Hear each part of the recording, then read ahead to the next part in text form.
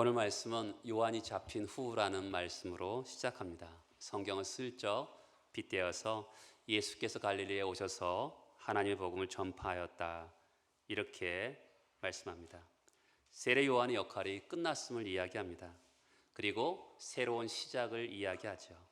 예수 그리스도께 바톤이 넘어가는 것을 볼 수가 있습니다. 예수께서 공적인 생애를 시작하시는데 그것은 세례 요한이 잡힌 후에 시작하는 것입니다. 그러니까 세례 요한이라는 사람은 굉장히 어떤 분기점적인 역할을 한다고 볼 수가 있는 것이죠. 성경은 세례 요한을 어떻게 다루냐면 마태복음 13장에서 보면 모든 선지자 율법이 예언한 것은 요한까지다. 그러니까 구약의 시대가 끝났음을 이야기하고 있습니다. 누가복음 16장에서 보더라도 율법과 선지자는 요한 때까지요, 그부터는 하나님 나라의 복음이 전파되었다. 요한의 때까지가 율법과 선지자이고 요한 다음부터는 하나님 나라의 복음이 전파되었다, 이렇게 말씀하였습니다. 세례 요한은 아주 교회 역사에서 구약과 신약을 나누는 분기점의 역할을 하는 것이죠. 예수께서 이렇게 말씀하셨죠. 여자가 낳은 자 중에서 요한보다 큰 자가 없다. 그러나 하나님 나라에서는 지극히 작은 자보다 그보다 크다. 요한은 한 시대를 구별하는 중요한 역할을 한 사람입니다. 여자가 낳은 자 중에서 요한보다 더 큰 자는 없다.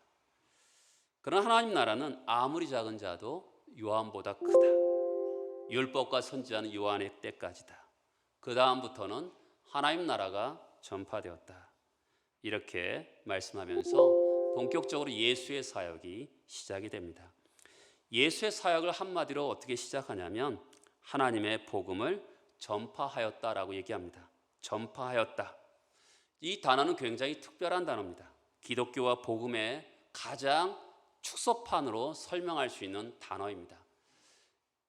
요즘에는 이런 일이 별로 없지만 옛날에는 왕이 어떤 특별한 일이 있으면 선포하고 공언하는 일이 있었습니다. 왕의 아들이 태어났어요. 그럼 모든 사람들에게 알려줘야 되지 않겠습니까? 그때 쓰는 단어가 선포하다라는 단어를 씁니다. 왕자가 결혼을 합니다. 모든 사람에게 알려줘야 되기 때문에 그때 다 쓰는 단어가 전파하다라는 이 단어를 사용했습니다. 기독교에 쓰는 이 용어는 다 그 당시에 쓰는 단어를 차출해서 이 성경에서 쓰는 용어입니다.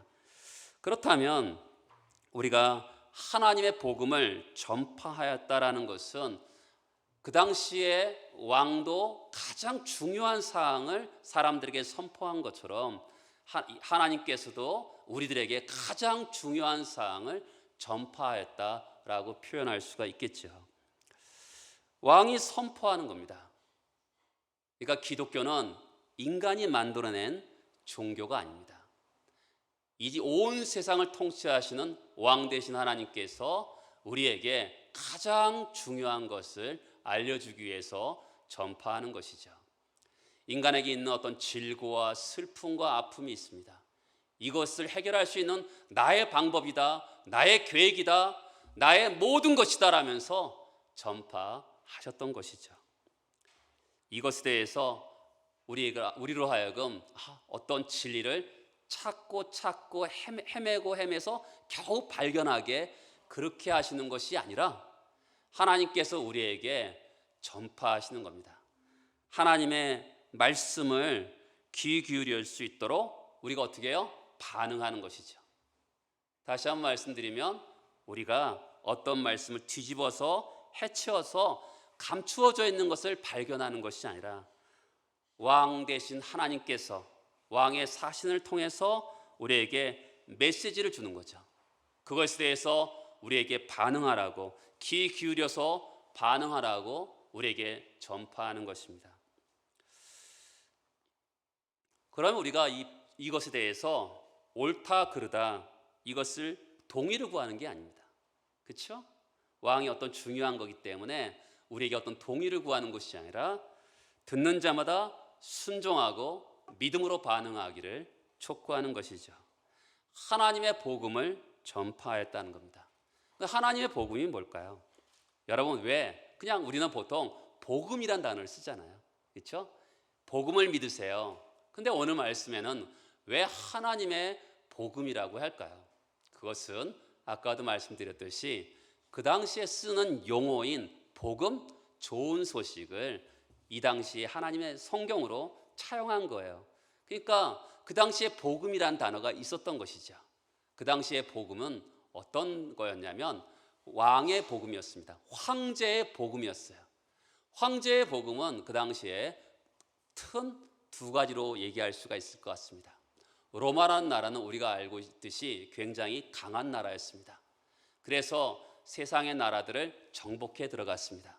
정복해 들어가면 그 당시에 그 나라에게 무엇을 부과할까요? 세금을 부과하는 겁니다. 근데 세금을 부과하면 어떤 일이 있을까요? 로마 사람들에게는 그 피정복 민족들이 세금을 내니까 로마 시민들은 부자가 되겠죠. 그러니까 복음, 좋은 소식이 됩니다. 그러나 피정복 민족에게는 세금을 거두어라 라는 이 왕의 복음이 그들에게는 고통과 슬픔과 아픔이 되겠죠. 소위 말해서 반쪽짜리 복음이 되는 겁니다.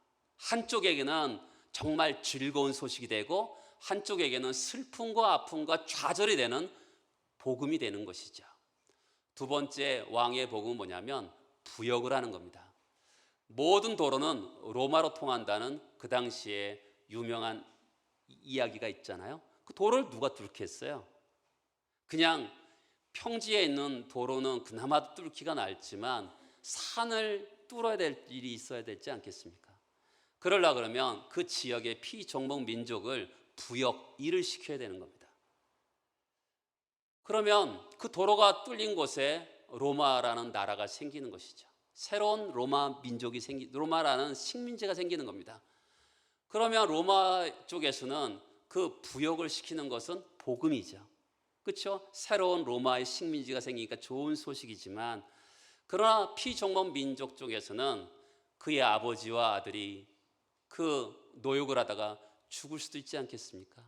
슬픔과 좌절의 소리일 수도 있는 것이죠. 복음이라는 게 우리는 보통 좋은 소식이라는 것은 우리를 격려해주고 우리를 살리고 소망 가운데 있는 소식인데 어떤 사람에게는 소망을 주고 격려하고 기쁨의 소식인데 어떤 사람에게는 참담하게 만들고 짓누르고 좌절과 절망을 주는 복음일 수가 있는 것이죠. 그렇죠? 상대적인 겁니다. 그래서 하나님의 복음이라는 것이죠. 왜요? 출처가 하나님이라는 것이죠. 하나님의 복음. 모든 민족에게 구원을 주는 하나님의 복음이라고 이야기하는 것이죠. 어떤 사람에게는 좋은 소식이고 어떤 사람에게 슬픔의 소식이 아니라 모든 민족에게 좋은 소식인 하나님의 복음을 전하는 것이죠. 지금도 그렇잖아요. 아침에 뉴스를 들으면 주가가 오르기도 하죠. 그렇죠? 근데 어떤 사람에게는 그 주가의 오름이 좋은 소식일 때가 있고 어떤 사람에게는 그 주가의 오름이 자기는 주가가 내렸기 때문에 나쁜 소식일 수도 있는 거죠. 이 세상의 소식은 어떤 사람에게는 좋은 소식이고 어떤 사람에게는 나쁜 소식일 수 있습니다. 그러나 하나님의 복음은 모든 민족에게 구원해 주시는 복음이기 때문에 우리에게 모두 좋은 소식이다. 이것을 전파하라는 것이죠. 그럼 하나님의 복음이 뭘까요? 오늘은 하나님의 복음을 두 가지로 이야기하고 있습니다. 15절에 보면 때가 찼고 하나님의 나라가 가까이 왔다라는 것이죠. 첫 번째가 뭐예요? 때가 찼다라는 것입니다. 우리가 지금 2023년도 12월 31일을 지나가고 있습니다. 이런 때가 아니에요. 물리적인 시간이 아니라 어떤 의도되고 결정적인 시간이 때가 찼다라는 것입니다. 때가 차서 결정적인 시간이 차서 우리 갈라디아서 보면 때가 참에 하나님이 그 아들을 보내사 여자에게서 나게 하시고 때가 찼습니다. 요한의 때가 끝나는 때가 있었던 것처럼 어떤 때입니까? 오랜 세월 동안 준비한 때가 찼다라는 것입니다. 아브라함부터 시작해서 모세, 다윗 이름을 통해서 하나님께서 어떤 계획을 가지고 계셨던, 하나님의 뜻을 가지고 계셨던 그것이 이루어질 때, 완성될 때, 완전히 정말 경험될 때 그때가 찼다고 성경은 말씀하고 있는 것이죠. 하나님 마음속에 오랫동안 가지고 계셨던 계획과 목적이 이제 무르익어서 다 드러나고 이제 성취될 때가 찼다, 이렇게 말씀합니다. 하나님께서 이 땅 위에서 놀라운 계획이, 섭리가 드러날 때가 찼다는 것이죠. 하나님께서, 성경은 사람들을 위해서 중요한 일을 할 것이다 이렇게 말해 오셨잖아요. 그렇죠? 성경은 계속적으로 하나님께서 중요한 일을 이루실 거라고 말씀했는데, 모세를 통해서, 다윗을 통해서, 선지자를 통해서 말씀하셨는데 그 말씀하실 때가 찼다라는 것입니다. 다른 시대가 열릴 것이라는 거죠. 이전과 다른 새로운 시대가 열릴 것이라고 이야기합니다. 여러분, 우리는 지금 국가가 발전하고 문화가 발전하고 과학 기술 문명이 발전하고 의술이 발전하는 시대를 살아가고 있습니다. 그렇죠? 우리는 과학의 발전과 학문의 발전을 경험하고 있습니다. 어마어마한 발전했는데, 그런데 죄라든지 시기와 질투, 분노를 바꾸어 놓지는 못했습니다. 요즘에 가정들이 망가지잖아요. 그리고 저는 요즘에 청년들을 보면서 참 마음이 아파요. 청년들의 희망 고문의 시대 같아요. 희망을 얘기하는데 희망 고문이 뭐예요? 이루어지지 않는 거거든요.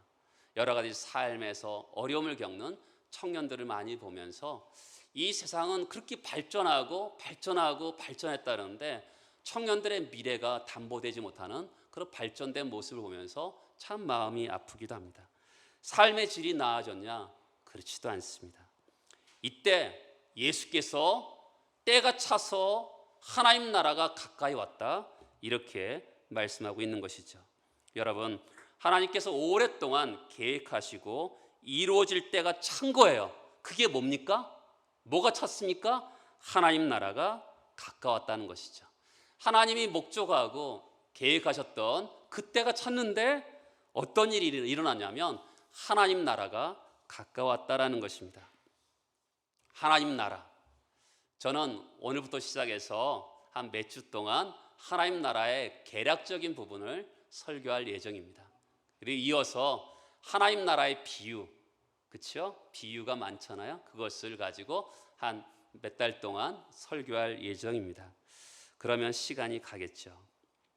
여러분, 하나님 나라 하면 여러분 뭐라고 생각하십니까? 하나님 나라는, 나라 하면 세 가지가 이루어지잖아요. 뭐가 필요하죠? 국민이 있어야 되고요, 땅이 있어야 되고, 또 뭐가 있어야 되죠? 주권이 있어야 됩니다. 그 중에서 가장 중요한 게 뭘까요? 잘 생각해 보세요. 가장 중요한 거, 여러분, 나라가 있는데 우리가 뭐라 그럴까요? 우리나라가 해방이 됐잖아요. 그런데 광복 전에 이 땅이 있었어요. 그리고 국민도 있었습니다. 그런데 나라를 빼앗겼잖아요. 뭐가 빼앗긴 거죠? 주권이 빼앗긴 거죠. 그렇죠? 가장 중요한 것이 주권인 것이죠. 그러니까 하나님 나라라는 이 개념 속에서 가장 중요한 것은 하나님의 주권, 하나님의 뜻, 하나님의 계획이라고 할 수가 있는 것이죠. 그러니까 하나님 나라라는 것은 뭡니까? 하나님의 법이, 하나님의 원리가 성취되는 나라가 바로 하나님 나라라고 할 수가 있는 것이죠. 또 하나님 나라는 과거, 현재, 미래의 개념이 있어요. 예수께서 하나님 나라를 가지고 이 땅에 오셨어요. 과거적인 개념입니다. 하나님 나라의 현재적인 개념이 뭐죠? 내가 예수를 영접할 때 예수가 내 안에 들어오시면서 하나님 나라가 이루어졌습니다. 이 하나님 나라의 현재적인 개념입니다. 또 하나님 나라는 미래적인 개념도 있습니다. 멀리, 그렇죠? 예수 그리스도께 재림하실 때 하나님 나라가, 완성된 하나님 나라가 이루어지게 될 것입니다. 여러분, 때가 차서 하나님 나라가 가까이 왔습니다. 사복음서에 보면 하나님 나라에 대해서 113번이나 나옵니다. 예수께서 그 중에서 72번을 말씀하셨어요. 예수께서 지상에서 가르치는 가장 중요한 말씀 중에 한 가지가 하나님 나라입니다. 오늘 말씀에서 보면 예수께서 첫 번째로 하신 말씀이 하나님 나라가 가까이 왔다. 이것이 예수의 첫 번째 메시지입니다. 그러면 예수의 마지막 메시지는 어디에 있죠? 사도행전 1장에 있습니다.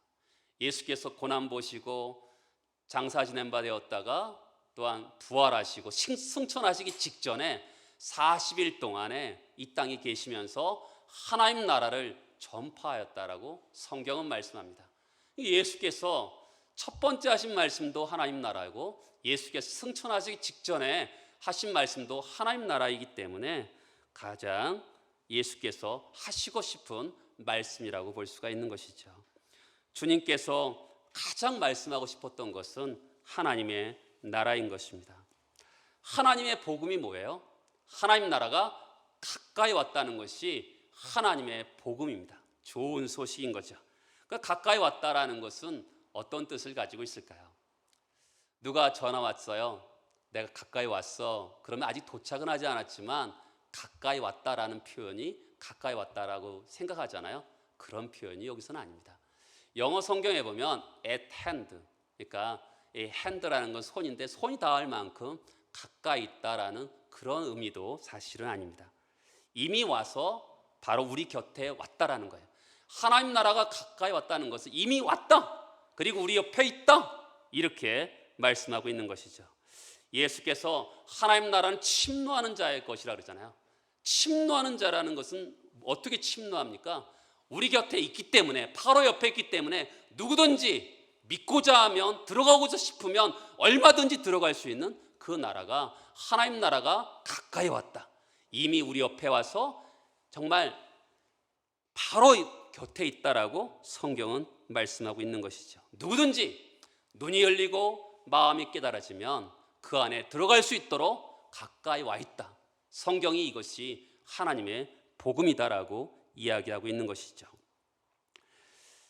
여러분, 밭에 감추인 보아가 있는데 밭에 감추인 보아를 찾고 자기 모든 재산을 팔아서 그 밭을 삽니다. 귀한 진주를 발견하고자 싶었던 진주 장사가 가서 좋은 것을 발견한 다음에 모든 것을 팔아서 그 진주를 삽니다.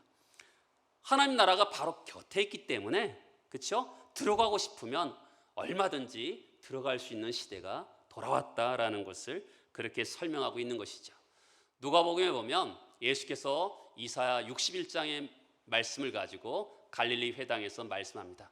가난한 자의 복음을, 포로된 자에게 자유를, 갇힌 자에게 노임을, 그리고 눌린 자에게 자유를, 이렇게 설명하면서 바로 이 말씀이 너희 귀에 오늘 응하였다. 이 말이 뭡니까? 바로 하나님 나라가 이미 와서 가까이 왔다라는 말씀을 이렇게 표현하고 있는 것입니다. 그러면 하나님 나라의 대조가 뭘까요? 세상의 나라인 것이죠.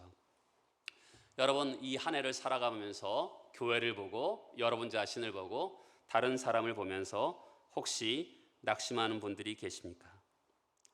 여러분, 낙심하지 마십시오. 하나님 나라가 이미 와서 가까이 있습니다. 여러분, 우리는 끊임없이 더 살기 좋은 나라를 꿈꾸기도 하지만 성경은 이 하나님 나라에 하나님의 지혜가 있고 하나님의 능력이 있고 하나님의 방법이 있음을 바로 곁에 와서 이미 와서 여기 있다라면서 좋은 소식을 전해주고 있는 것이죠. 하나님 나라가 옆에 와 있습니다. 저는 아주 심하게 아플 때 정말 예수를 영접한 사람입니다. 정말 예수를 믿어야지만이 천국 가는 것은 알았는데 잘 믿어지지 않았습니다. 정말 갈망했습니다. 하나님 나라를 가고 싶었습니다. 근데 하나님께서 정말 저에게, 그런 갈망이 있는 저에게 하나님 나라를 들어가게 해주셨습니다. 어떻게 들어갈 수 있을까요? 하나님 나라 가까이 왔었던 것이죠. 제 이미 옆에 와서 제가 갈망하니까 들어갈 수 있도록 하나님께서 함께 하셨던 것이죠. 목회를 하다 보면 사랑하기가 어려운 사람도 있고, 우리가 인생을 살다 보면 인생이라는 게 세 가지 꼭지점을 살아갑니다. 우리는 교회 생활도 하고 가정 생활도 하고 사회 생활, 직장 생활합니다. 우리 모두는 이 세 가지 꼭지점 가운데 속에서 살아갑니다. 근데 그 가운데 속에서 사랑하기 어려운 사람들을 만날 때가 있습니다. 저도 물론 사랑하기 어려운 사람들을 만날 때가 있습니다. 하나님 말씀은 사랑이라고 했는데 분명히 기도하고 사랑해야 된다고 생각했는데 또 만나면 사랑이 안 됩니다. 또 마음이 괴로워서 또 하나님께 기도하는데 또 사랑이 안 됩니다. 너무너무 힘듦의 연속이었습니다. 그런데 어느 날 신기한 일이 발생했어요. 제 마음에 하나님의 말씀이 임하기 시작합니다. 여러분, 아까 하나님의 나라는 가장 중요한 게 뭐라고요? 하나님의 뜻입니다. 하나님의 주권이죠.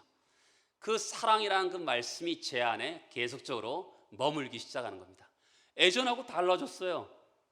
예전에는 기도하고 내 의지를 가지고 사랑하려고 했는데 하나님의 나라가, 하나님의 뜻이, 하나님의 계획이 제 마음 안에 이루어지면서 신기하게도 저절로 사랑하는 마음이 생기면서 문제가 풀리는 그런 인생을 살게 되었습니다. 하나님 나라가 가까이 와 있는 거죠. 그렇죠? 하나님 나라는 우리 속으로 밀려 들어오고 있는 것입니다. 하나님 나라, 여러분, 하나님 나라는 포로된 자에게 자유를, 억눌려 있는 자에게 자유를 줍니다. 또 하나님 나라는 은혜가 왕노릇하는 곳입니다. 세상은 어떻습니까? 자격과 조건을 갖춰야지만이 세상은 인정해 줍니다. 그런데 하나님의 은혜가 있는 거죠. 하나님의 은혜는 내가 어떤 자격이나 조건이 없음에도 불구하고 하나님 나에게 은혜를 베푸십니다. 은혜를 받으면 어떤 일이 발생하냐면 자유롭게 됩니다. 여러분, 잘 들어보세요. 하나님이 나에게 자격과 조건을 따지지 않고 나에게 은혜를 베푸셨는데 세상은 나를 어떻게 대합니까? 나에게 내가 부자냐, 학벌이 있냐, 내가 어떤 능력이 있느냐 가지고 사람들은 나를 대합니다. 근데 그 사람들보다 더 위대하신 하나님께서 나를 향해서 자격을 논하지 않으시는데 사람들이 나에게 대하는 어떤 나를 대하는 구속으로부터 나는 자유롭게 됩니다. 나도 나를 구속할 때가 많습니다. 나는 왜 이렇게 돈이 없을까? 나는 왜 이렇게 학벌이 부족할까? 나는 왜 이렇게 능력이 없을까? 이런 생각을 하면서 나를 구속하고 나를 가둘 때가 많습니다. 근데 하나님께서 나를 어떻게 보십니까? 나를 어떤 자격이나 조건으로 보지 않습니다. 그러다 보면 내가 포로되었는데 세상의 어떤 자격과 조건에 포로되어 살다가 하나님이 나를 포로 삼으지 않으시고 나를 자유롭게 하시는데 그로 말미암아 나로부터 자유롭게 됩니다. 세상으로부터 자유롭게 되고 사망으로부터 자유롭게 되는 것이죠. 이게 하나님 나라의 복음, 그렇죠? 하나님이 통치하시는 그 복음은 우리에게 은혜를 주실 뿐만 아니라 진정한 자유를 우리에게 허락하시는 것입니다. 하나님 나라, 때로는 우리가 정말 눈물과 탄식도 있고 아픔도 있습니다. 그렇지만 우리가 하나님 나라에 대해서 눈이 열어지면 정말 뭔가 부요가 생기고 정말 기쁨과 희락이 생기는 거죠. 그렇죠? 하나님 나라, 자유로우면 정말 행복하고 즐거워지는 겁니다. 물론 슬픔도 있는 이 세상이기 때문에 살아가지만 그 가운데 속에서 즐거움이 발생하는 거죠. 사도행전의 메시지가 뭡니까? 사도행전은 보잘것없는 사람들이 하나님의 은혜를 경험하고 하나님 나라를 들어갔던 사람들이 하나님 나라를 외칩니다. 여러분, 하나님 나라를 가까이 왔습니다. 사람들에게 외치는데 생각해 보세요. 사람들에게 하나님 나라 가까이 왔습니다 외치면 사람들이 눈이 열어질 것 같습니까? 제가 생각해보면 안 열어질 것 같아요. 그런데 성령이 역사하시니까 하나님 나라의 그 은혜와 자유가 사람들에게 흘러가면서 성령의 역사가 일어났던 것이 사도행전의 역사인 것이죠. 하나님 나라는 요한계시록에도 핵심입니다. 요한계시록 11장을 보겠습니다.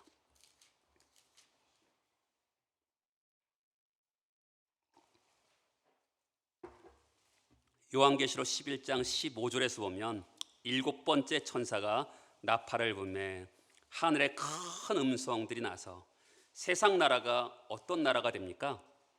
그리스도의 나라가 되는 것이죠. 세상 나라, 이 단어는 단수입니다. 미국, 일본, 영국, 우리나라 하면 복수인데 이 단어는 세상 나라 단수가 하나님 나라가 되는 것입니다. 그냥 세상 나라가 아니라 하나님 나라, 하나님이 통치하시는, 하나님이 완성하고 싶은 복됨과 영광이 드러나는 하나님 나라가 될 것을 선포하는 것이죠. 요한계시록의 가장 핵심은 하나님의 나라인 것입니다. 여러분, 이 세상의 부자 나라를 가보세요. 거기도 눈먼 자가 있습니다. 병든 자도 있고 노숙자들도 있습니다. 하나님 나라만이 진정한 대안인 것이죠. 하나님 나라가 이 땅에 왔습니다.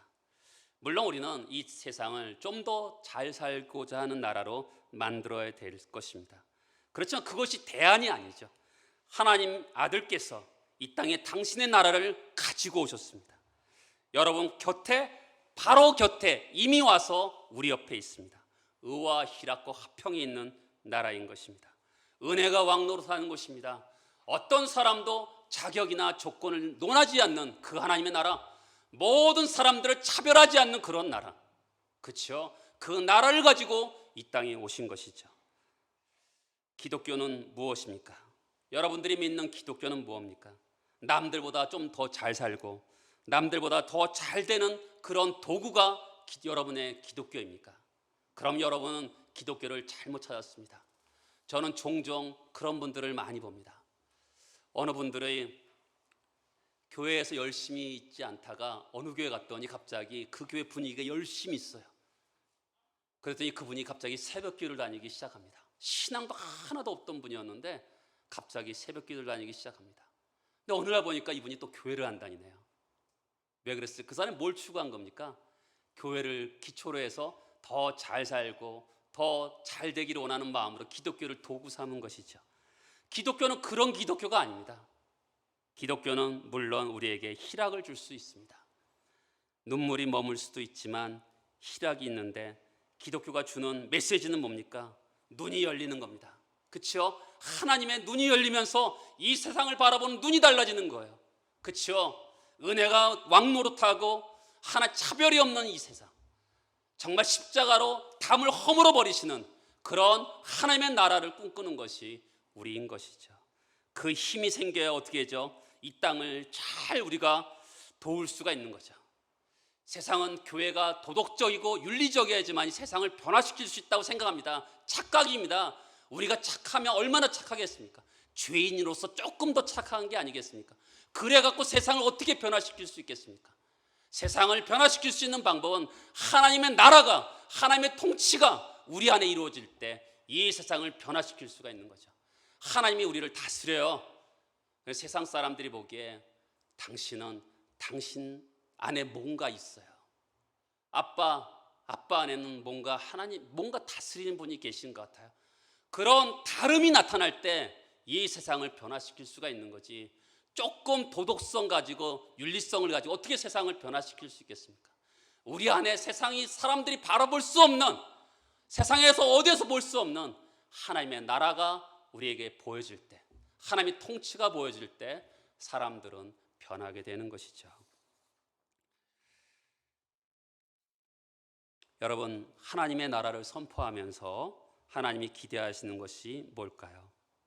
우리의 어떤 반응을 촉구하십니까? 15절에서 보면 회개하고 복음을 믿으라, 두 가지 반응을 촉구하시는 것이죠. 여러분들이 정말 성도인지 아닌지를 알 수 있는 것은 회개하고 복음을 믿은지를 가지고 알 수가 있는 것이죠. 술을 먹고 있는 사람, 담배를 피는 사람, 그런 사람들도 교회에 오면 됩니다. 술을 끊고 오라고 성경은 이야기하지 않습니다. 단지 새 술에 취하면 헌술을 버리게 되는 것이죠.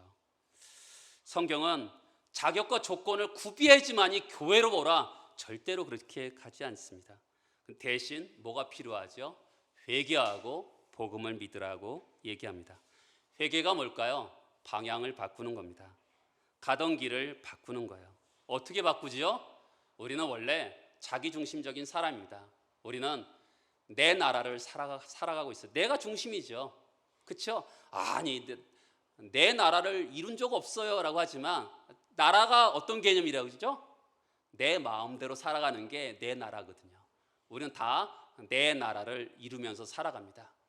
그런 사람들이 하나님의 나라로 바꾸는 거죠. 하나님이 통치하고 하나님이 지배하는 그 나라로 바꾸는 것입니다. 삶의 방향을 바꿔요. 얼마나 힘들겠어요. 원래 내 마음대로 살았는데 하나님의 통치하는 그런 나라로 산다는 것이 얼마나 힘들겠습니까? 안 돼요. 안 돼요. 그렇죠? 저도 이렇게 목회를 하면서 사람들이 변하지 않는 모습을 봅니다. 그런데 성경이 뭐라고 말씀하죠? 성경은 흠과 티가 없이, 점도 없이 그 나라 갈 때까지 하나님께서 이루실 거다. 정말 그렇게 약속하셨잖아요. 저는 그 약속의 말씀을 믿습니다. 저는 여러분들이 언젠가는 흠도 없이, 티도 없이, 점도 없이 변할 것을 기대합니다. 하나님의 말씀이 나를 다스리기 시작하니까 여러분들을 바라보는 눈빛도 달라집니다. 언젠가 하나님께서 저분을 바꿔주시겠지. 그런 마음이 생기는 거죠. 또한 회개하고 무엇을 믿습니까? 복음을 믿는 겁니다. 여러분, 우리는 티끌 같고 무기력한 존재들입니다. 그런데 그렇기 때문에 우리는 뭘 해야 되죠? 그분을 믿어야 되는 것이죠. 하나님을 신뢰하고 예수 그리스도의 공로를 의지하는 것입니다. 하나님 나라의 어떤 특권과 복락이 우리 안에 어떻게 주어집니까? 믿음을 통해서 주어지는 것이죠. 하나님의 자녀가 되고 하나님의 기업을 얻게 되고 수많은 영광스러운 것들이 믿음을 통해서, 믿음의 도구를 통해서 우리에게 흘러오는 것입니다. 하나님 나라는 아무 자격 없이 예수의 공로를 의지하는 믿음으로 들어가는 것입니다. 바로 옆에 있습니다. 방향을 돌이켜서 하나님을 신뢰하고 하나님을 의지하는 자리로 들어가는 모든 사람들에게 하늘문이 열리는 복된 은혜가 있게 되는 것이죠. 여러분, 바로 곁에 하나님 나라가 있습니다. 하나님 나라를 풍성하게 경험하는 여러분 되시기를 축복합니다. 다 같이 일어나셔서 기도하시겠습니다.